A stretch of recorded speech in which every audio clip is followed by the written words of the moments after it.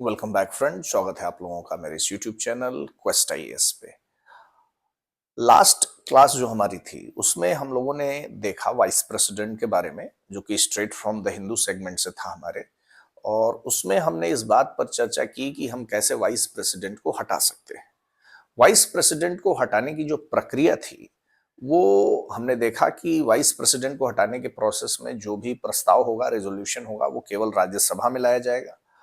14 दिन का पूर्व नोटिस देना होगा वाइस प्रेसिडेंट को। और साथ ही साथ राज्यसभा में इफेक्टिव मेजोरिटी से, यानी जो भी उस समय का नंबर है राज्यसभा का, उसमें जितने लोग हैं राज्यसभा में, टोटल संख्या का, प्रेजेंट एंड वोटिंग की बात नहीं हो रही है कितने लोग उपस्थित हैं, कितने लोग वोट दे रहे हैं, जो टोटल नंबर है, ठीक है, उसमें से कितने संख्या अभी है, ठीक है, उसका मेजोरिटी जो कि इफेक्टिव मेजोरिटी है, और लोकसभा में सिंपल मेजोरिटी, जितने लोग उपस्थित हैं वोट कर रहे हैं उनकी सहमति, सिंपल मेजोरिटी से अगर वो प्रस्ताव पास होता है तो राष्ट्रपति को हटा हुआ माना जाता है। ये चर्चा हमने अपने इससे पूर्व वाले वीडियो में की। अब क्योंकि वाइस प्रेसिडेंट की चर्चा चल ही रही थी तो वाइस प्रेसिडेंट को पढ़ने के इस क्रम में हम आगे देख लेंगे वाइस प्रेसिडेंट से संबंधित और कौन कौन सी महत्वपूर्ण बातें हैं जो हमें जाननी चाहिए। तो जिसमें सबसे पहला है हमारे पास वो है क्वालिफिकेशन।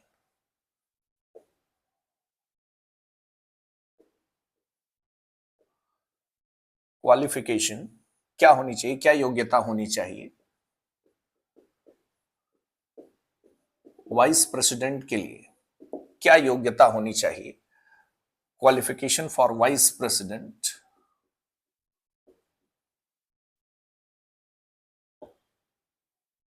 उपराष्ट्रपति के लिए तो सबसे पहला, भारत का नागरिक होना चाहिए।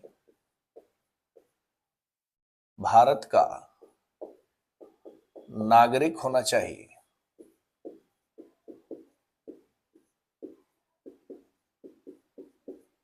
Should be, he or she should be the citizen of India. Bharat का नागरिक हो, पहली महत्वपूर्ण बात। दूसरी महत्वपूर्ण बात, 35 वर्ष की आयु पूरी कर चुका हो। जो मिनिमम एज है वो है 35 ईयर्स।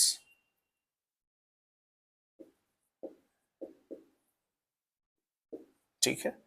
तीसरी महत्वपूर्ण बात है, कोई लाभ का पद धारण न किया हुआ हो। कोई लाभ का पद धारण न किया हुआ हो।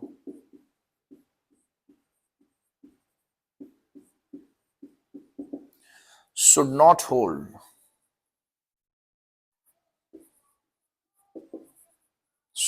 hold the office of prophet। ध्यान रखिएगा, ऑफिस ऑफ प्रॉफिट में कई बार आपको कंफ्यूजन होता है। जब हम ऑफिस ऑफ प्रॉफिट की बात कर रहे हैं तो ऑफिस ऑफ प्रॉफिट में दो तीन बातें ध्यान रखें। प्रेसिडेंट, वाइस प्रेसिडेंट, गवर्नर, और जो मिनिस्टर्स का पोस्ट होता है, चाहे वो सेंट्रल गवर्नमेंट में हो या स्टेट गवर्नमेंट में हो, ये ऑफिस ऑफ प्रॉफिट नहीं है। ये जो है वो ऑफिस ऑफ प्रॉफिट नहीं होता है। ठीक है, इस बात का ध्यान रखें। और चौथा जो महत्वपूर्ण बात है वो ये है कि राज्यसभा का सदस्य बनने की योग्यता रखता हो। राज्यसभा का सदस्य बनने की योग्यता रखता हो।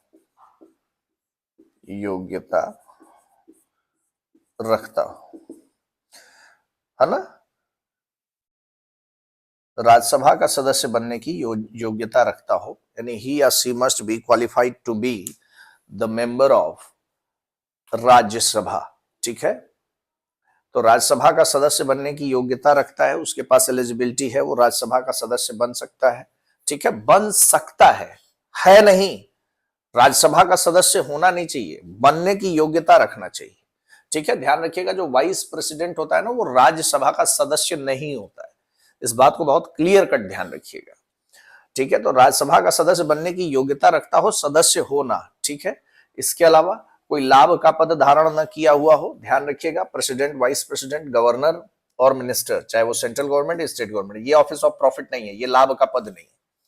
इसके अलावा मिनिमम एज 35 ईयर्स बताई गई है और भारत का नागरिक होना चाहिए, ठीक है। ये सारी बातें आर्टिकल 66 में ही दी गई।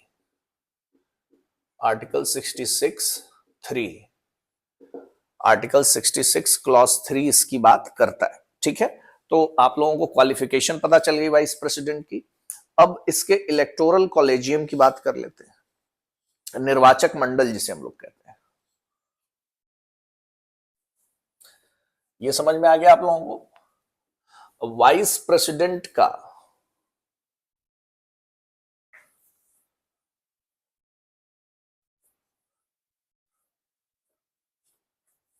इलेक्टोरल कॉलेज कैसे बनता है, मतलब वाइस प्रेसिडेंट का चुनाव कौन लोग करते हैं।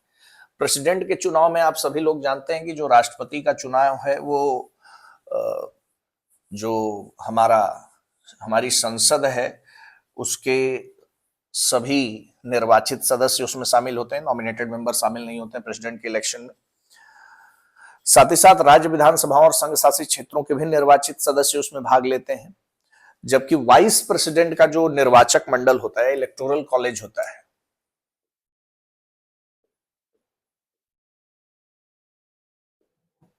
निर्वाचक मंडल होता है, इलेक्टोरल कॉलेज होता है।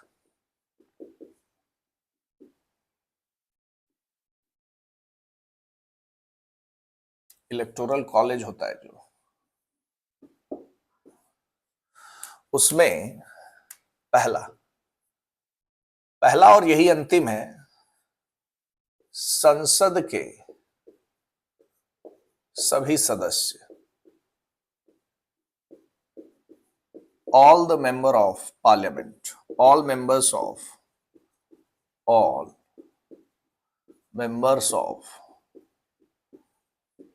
पार्लियामेंट, अब इसमें नॉमिनेटेड भी हैं और इलेक्टेड भी हैं, ठीक है। नॉमिनेटेड मेंबर भी इसमें शामिल होते हैं और इसमें इलेक्टेड मेंबर भी शामिल होते हैं। संसद के सभी सदस्य मिलकर निर्वाचक मंडल का निर्माण करते हैं, ठीक है। ये भी आर्टिकल 66 से ही आता है, ठीक है। सब निर्वाचक मंडल की बात भी आर्टिकल 66 में ही कही गई, ठीक है। अब मेथड ऑफ इलेक्शन क्या है?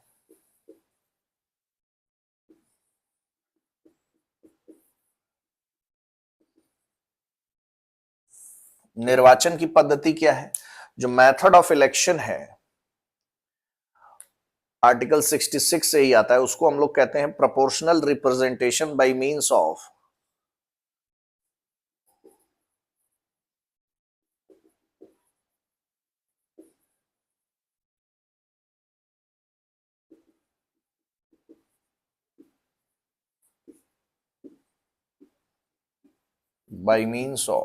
single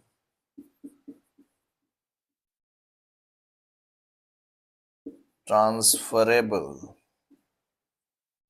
by proportional representation by means of single transferable vote and secret ballot, vote and secret ballot, है ना। तो आप लोग ज्यादातर ध्यान इस बात से रखते हैं कि सिंगल ट्रांसफरेबल वोट सिस्टम है ना, सिंगल ट्रांसफरेबल, पूरा इसका जो नाम है वो यही लिखा गया है, proportional representation by means of single transferable vote and secret ballot. अब यहां पे ये सीक्रेट बैलेट भी जरूरी है, ध्यान रखना, ठीक है। कई बार आपसे पूछ देगा, जैसे राज्यसभा के जो सदस्यों का निर्वाचन होता है वो भी सिंगल ट्रांसफरेबल वोट पैटर्न से होता है, लेकिन वहां पे सीक्रेट बैलेट वर्ड का यूज नहीं है, ठीक है। ये जो वर्ड यूज होता है वो राष्ट्रपति और उपराष्ट्रपति के संदर्भ में ही इसका प्रयोग किया जाता है। तो प्रेसिडेंट और वाइस प्रेसिडेंट का जो इलेक्शन होता है उसमें पूरा जो नाम है वो यही है, proportional representation by means of single transferable vote and secret ballot. एकल संक्रमणीय, कैसे बोलते हैं? एकल संक्रमणीय आनुपातिक गुप्त मतदान प्रणाली।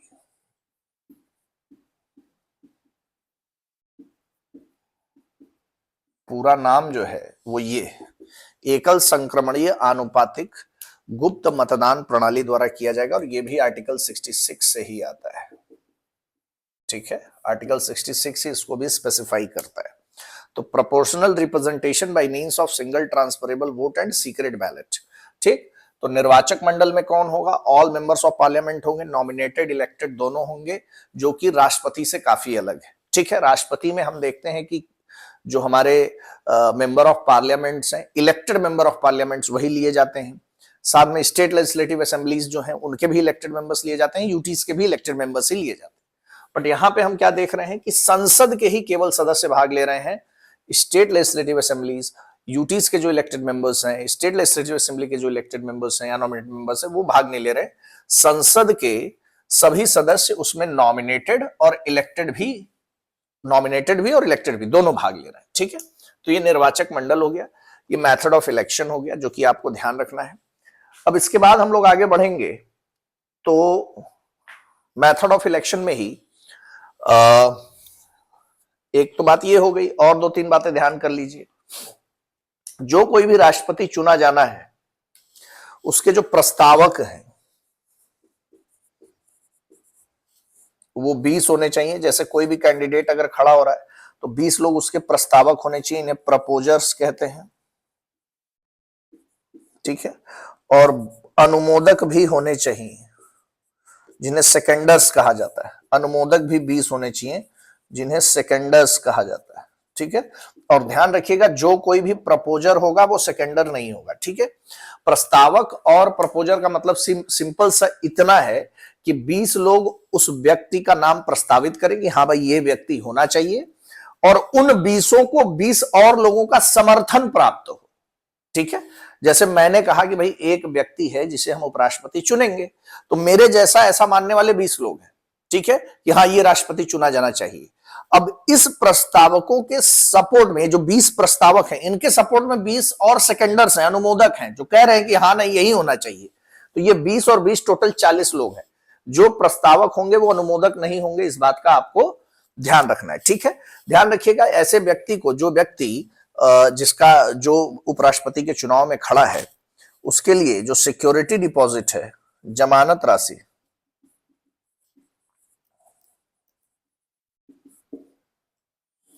इसे जमानत राशि बोलते हैं।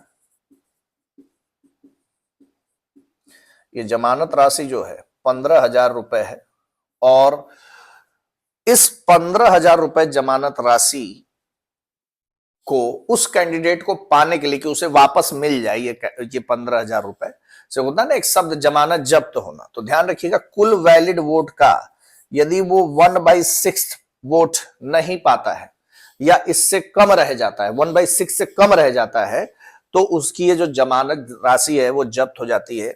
इसको हम लोग कहते हैं for feature of security deposit, जमानत जब्त होना, जमानत जब्त होना। तो 1/6 जो टोटल वैलिड वोट पड़े हैं उसका कम से कम 1/6 पाना होता है। अगर ये 1/6 नहीं पाएगा तो उसका जो भी सिक्योरिटी डिपॉजिट है वो जब्त हो जाएगा। साथ ही साथ ध्यान रखिएगा, कई बार ऐसा लगता है कि ये जो जमानत राशि दी जाती है 15,000 की, ये कहाँ जमा होता है? तो ध्यान रखिएगा ये जो राशि है ये जमा होती है कहां पर? आरबीआई के पास। ठीक है, तो मेथड ऑफ इलेक्शन में बात ध्यान रखें, सिंगल ट्रांसफरेबल वोट सिस्टम है। ठीक है, प्रस्तावक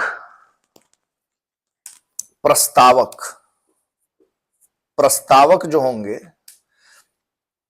वो 20 होंगे, ऐसे व्यक्ति का जो लड़ना चाहता है चुनाव। ऐसे व्यक्ति के अनुमोदक होंगे, सेकेंडर सपोर्ट में 20 लोग और होंगे, टोटल 40 लोग होने चाहिए। ठीक है, सिक्योरिटी डिपॉजिट 15,000 का करना होगा आरबीआई में, और अगर इसे वापस पाना है तो कम से कम 1/6 वैलिड वोट का 1/6 कोटा पास होना चाहिए। ठीक है, यहां तक बात समझ में आ गई। मेथड्स ऑफ इलेक्शन, तो निर्वाचक मंडल और मेथड्स ऑफ इलेक्शन। अब आगे बढ़ेंगे हम लोग और इलेक्शन की बात करेंगे।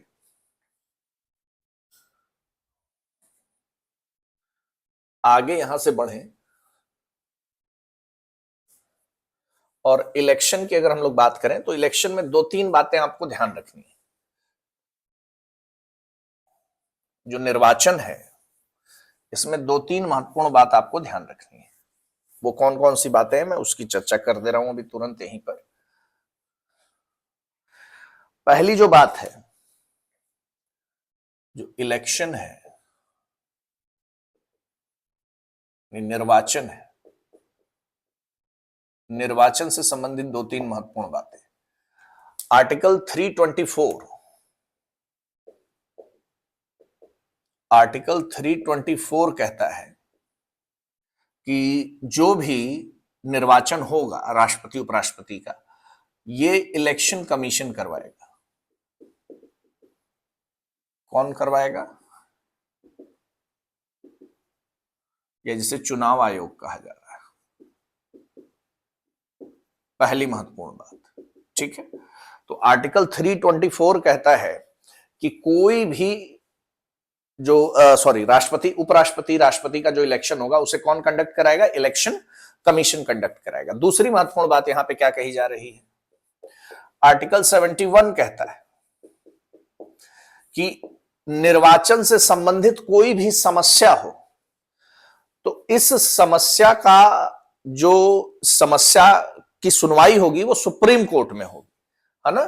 एनी प्रॉब्लम, निर्वाचन से संबंधित कोई समस्या यानी इलेक्शन रिलेटेड कोई भी इश्यू होगा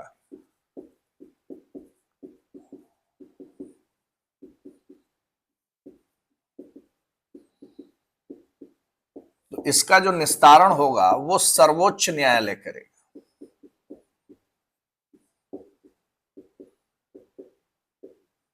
ठीक है। Any issue related with the election of president and vice president, इसको कौन देखेगा? सुप्रीम कोर्ट देखेगा। ठीक है, ये बात ध्यान रहे। और तीसरी महत्वपूर्ण बात जो है वो ये है कि जिस समय ये इलेक्शन चल रहा होता है उस समय लोकसभा और राज्यसभा, इसको कौन प्रिसाइड करता है ना। जिस समय भाई इलेक्शन हो रहा है तो उस समय लोकसभा राज्यसभा का प्रिसाइडिंग कौन कर रहा है? ठीक है, तो ध्यान रखिएगा, लोकसभा और राज्यसभा के एक जनरल सेक्रेटरी होते हैं।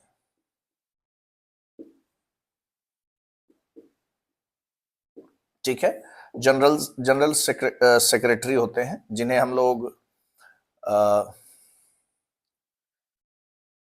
महासचिव कहते हैं। आप हिंदी में इनको क्या बोलते हैं? महासचिव। ठीक है, तो यही प्रिसाइड करते हैं, यही प्रिसाइडिंग ऑफिसर होते हैं, पीठासीन अधिकारी। इलेक्शन के दौरान जो प्रिसाइडिंग ऑफिसर होते हैं या पीठासीन अधिकारी जिन्हें कहते हैं, वो पीठासीन अधिकारी कौन होता है? ये पीठासीन अधिकारी जो लोकसभा राज्यसभा के जनरल सेक्रेटरी होती है। अगर प्रेसिडेंट के इलेक्शन में मान लीजिए लोकसभा के महासचिव प्रिसाइड कर रहे हैं तो जो वाइस प्रेसिडेंट का इलेक्शन होगा उसमें राज्यसभा के जो पीठासीन अधिकारी जो महासचिव होंगे वो प्रिसाइड करेंगे। ठीक है, तो इसी प्रकार ये चलता रहता है, तो ये बात आपको ध्यान रखना है। तो आर्टिकल 324 कहता है इलेक्शन कौन कराएगा? चुनाव आयोग। आर्टिकल 71 कहता है कि चुनाव से संबंधित कोई भी समस्या होगी उसका निस्तारण सर्वोच्च न्यायालय करेगा।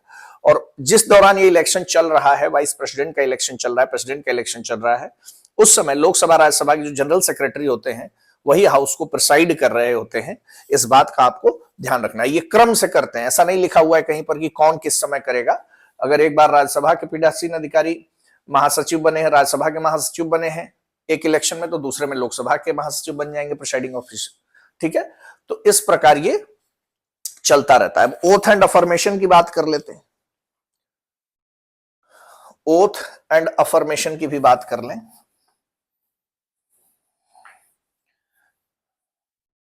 तो आप सभी लोगों को पता है कि प्रेसिडेंट, वाइस प्रेसिडेंट और गवर्नर का जो ओथ एंड अफर्मेशन यानी जो शपथ है वो शेड्यूल 3 में नहीं दिया गया है। वो उनसे रिलेटेड जो आर्टिकल्स हैं उन्हीं में उनके ओथ एंड अफर्मेशंस दिए गए।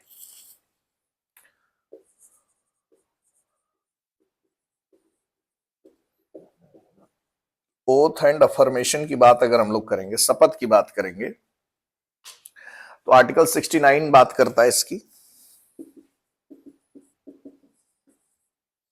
आर्टिकल 69 ओथ एंड अफर्मेशन की बात करता है।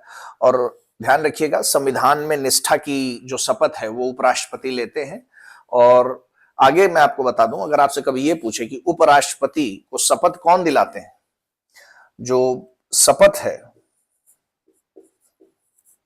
वो राष्ट्रपति दिलाते हैं। कभी पूछेगा कि कौन जो है उपराष्ट्रपति को शपथ दिलाता है, तो ध्यान रखिएगा, उपराष्ट्रपति को शपथ दिलाने का काम प्रेसिडेंट करते हैं, राष्ट्रपति करते हैं।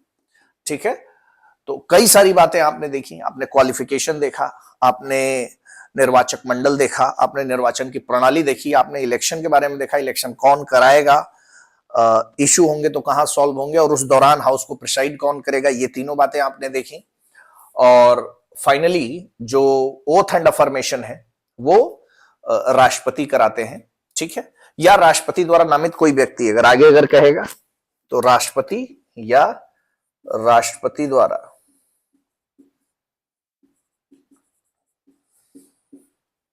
नियुक्त कोई व्यक्ति।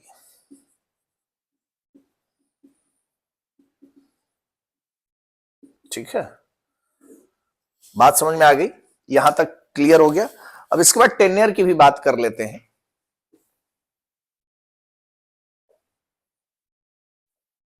यहां तक बातें आपको समझ में आ गई होंगी।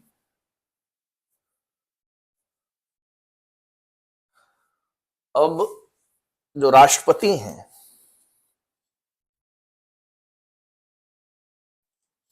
उनका कार्यकाल कितने समय का होता है, उपराष्ट्रपति सॉरी, जो उपराष्ट्रपति हैं उनका कार्यकाल कितने समय का होता है। तो ध्यान रखिएगा, इससे संबंधित जो चर्चा है वो आर्टिकल 67 में किया गया है।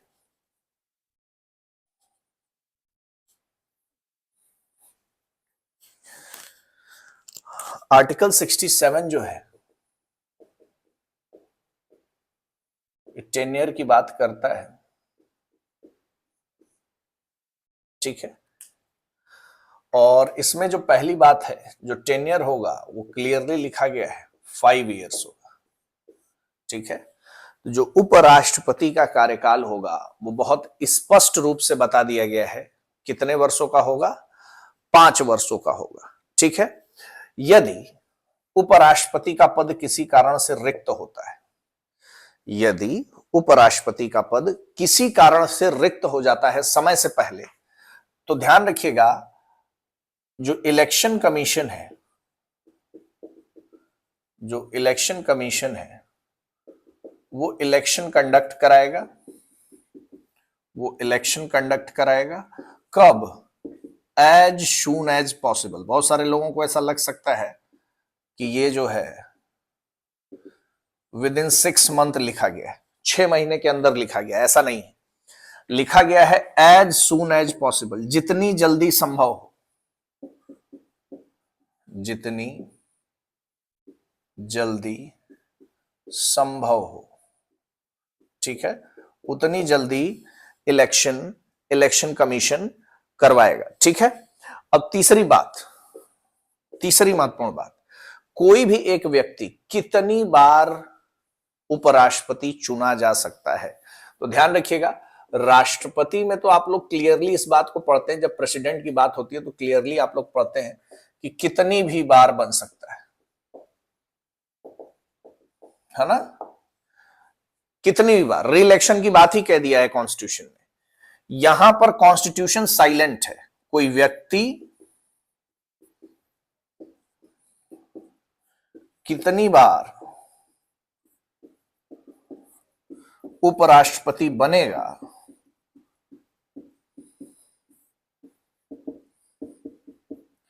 इसको लेकर